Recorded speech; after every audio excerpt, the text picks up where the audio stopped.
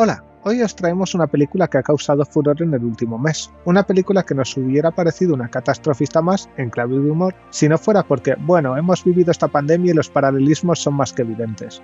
Hablamos, por supuesto, de No mires arriba, un largometraje con un plantel brutal que hará llorar a todo científico que se tercie por las similitudes en su día a día. Como siempre, empezaré con una pequeña crítica antes de entrar en materia, por si sois de los pocos que todavía no la han visto. Dentro intro.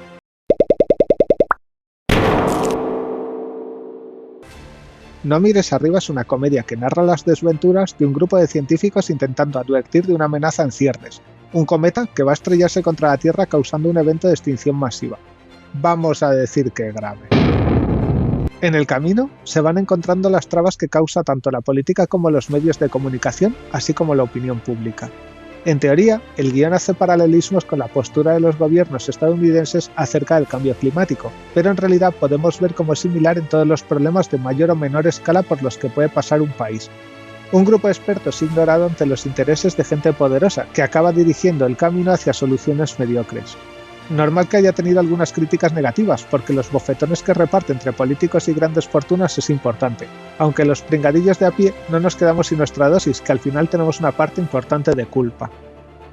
Siguiendo con la reseña, el plantel es brutal, con actores de primer nivel que hacen unos papeles asombrosos. Todos actúan como humanos, con comportamientos lógicos, en la línea del personaje, claro está, y sus luces y sombras. Luego entraré en detalle, pero tiene puntos que madre mía. Curiosamente la película es larga de cojones, pero no lo parece. Pese a ser un largometraje que se alimenta de conversaciones en despachos, el guión es tan brillante que te hace quedarte enganchado a la pantalla. El humor está dosificado, creando momentos de auténtico drama y encontrando un equilibrio que rara vez nos presentan en pantalla. Dicho esto, si no has visto la película y no quieres spoiler, ya sabes lo que toca. Dale a me gusta, suscríbete al canal para que podamos seguir haciendo vídeos como este y esta tarde, película y manta, porque ahora vamos de lleno con la historia.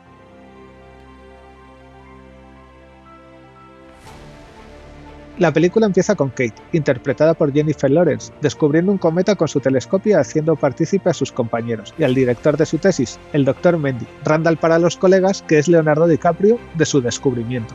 Como parte de un ejercicio, Randall se pone a hacer los cálculos acerca de la trayectoria junto con sus alumnos, descubriendo que, nos va a arrear un chinazo de los buenos. Mientras veía la película, mi primer pensamiento fue, ¿por qué carajos están haciendo los cálculos a mano en una pizarra? Estoy seguro de que hay programas o formas de hacerlo de manera computarizada que no de un error bestial que es inherente a, hacerlo de cabeza en una pizarra.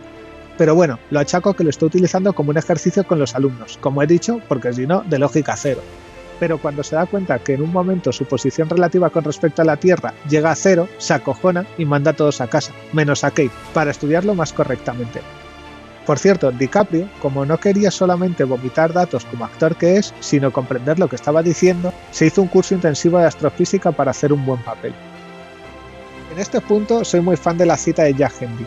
Quiero morir durmiendo en paz como mi abuelo, no gritando de terror como sus pasajeros, que me pregunto si es un guiñito a los que conducen nuestros países. Como buen científico, ante un descubrimiento así, se pone en contacto con sus colegas para que verifiquen sus datos, además de contarnos que la Oficina de Coordinación de Defensa Planetaria existe, incluso mostrándonos su logo. Cuando todos realizan sus respectivos cálculos, todos coinciden en que la roca espacial va a provocar un evento de extinción en la Tierra, en algo más de 6 meses, lo que verifica los cálculos, y poniéndonos en la peor situación posible, y dejando la coordinación en el Dr. Clayton, interpretado por Rob Morgan, dado que es el jefe de la oficina de la que os he hablado antes. Obviamente todos están acojonados. Me parece interesante cómo durante la película los diferentes personajes presentan distintas fases del proceso del duelo, aunque no llega a paralizarlos. Aquí los personajes se encuentran en cierto punto de negación, en el que no pueden creerse que algo así vaya a ocurrir, pero hay que ponerle solución, así que deciden ir a comunicarlo a la presidenta de Estados Unidos, viajando de urgencia. En esta parte de la película, en los otros films catastróficos, el presidente de forma heroica haría un plan brutal para solucionar la amenaza. Pero este es otro tipo de film. Y tras esperar un rato larguísimo, dado que no son tomados en serio, y para más Inri siendo estafados por el general Thames, que les cobra unos snacks que son gratuitos, al fin consiguen reunirse con la presidenta. Esta y el jefe de gabinete, que es su hijo, son interpretados por Meryl Streep y Johan Hill. Consiguen caracterizarlos a la perfección. Ambos son políticos pensando como políticos. Os dejo que lo explique Rajoy, que entiendo. Que toda su estrategia y todo su proyecto político se resume en una máxima: cuanto peor, mejor para todos, y cuanto peor para todos, mejor. Mejor para mí, el suyo. Beneficio político. no os habéis enterado de nada es normal. Hay una carrera entera que sirve para convertirte paulatinamente en alguien que habla ese idioma, ciencias políticas.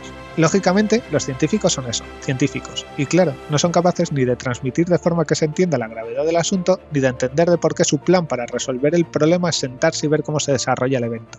Finalmente, llegan a un punto en el que, aunque los políticos dicen entender el problema, ellos no se encuentran totalmente satisfechos con lo que se va a hacer para resolverlo, pero deben dejarlo así. Ahora entra en juego un nuevo partícipe, Peter Swell, CEO de la empresa BASF, que es claramente una sátira a los grandes gurús de la tecnología, quizás más similar a lo que podría haber sido en su momento Steve Jobs, mostrándolos hasta cierto punto como robots sin alma, que se dirigen a grandes masas de gente con sus eventos y productos. El grupo de científicos continúa reuniéndose de urgencia para intentar llegar a una solución, sin nada concluyente. Y podemos ver a Kate que se encuentra hablando con su novio por la calle, que está relacionado con los medios de comunicación, y tras hablarlo con él y sufrir un ataque de ansiedad, deciden llevarlo a los medios de comunicación. Allí se encuentran con una completa banalización del problema, porque, a fin de cuentas, los medios buscan audiencia y necesitan que sea divertido para poder retenerla.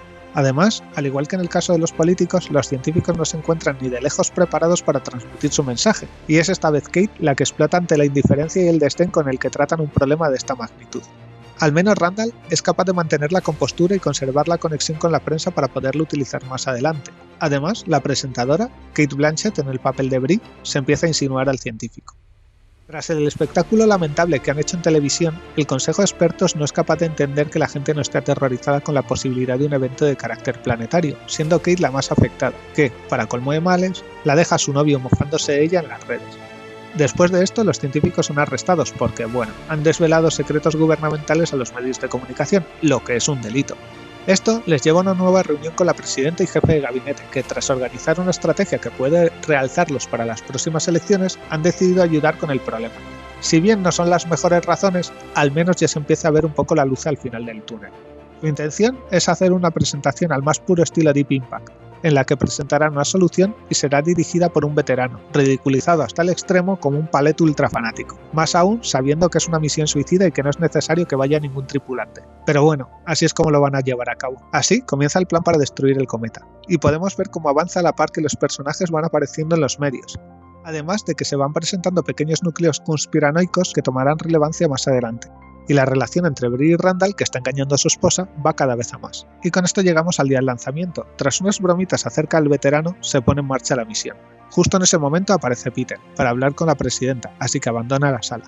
Se produce el lanzamiento que, a mi parecer, podrían haberse hecho desde distintos puntos para evitar que un solo problema no diera al traste toda la misión, puesto que la pérdida de control de un solo cohete podría haber hecho que se destruyeran varios. Pero bueno, es una película.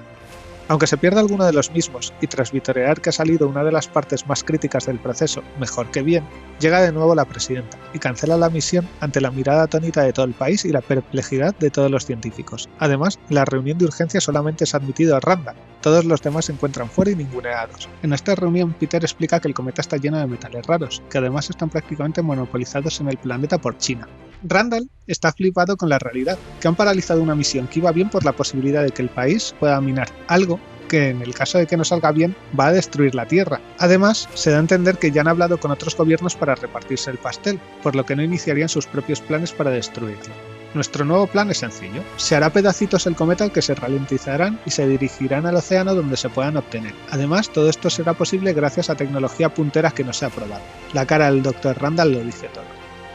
Tras enterarse de esto, Kate pierde los nervios, contando a todo el bar el problema en el que se encuentran metidos. Esto causa altercados brutales y por supuesto su detención. Así es apartada con toda relación con el tema, dejándola libre a cambio de que se vaya a la porra.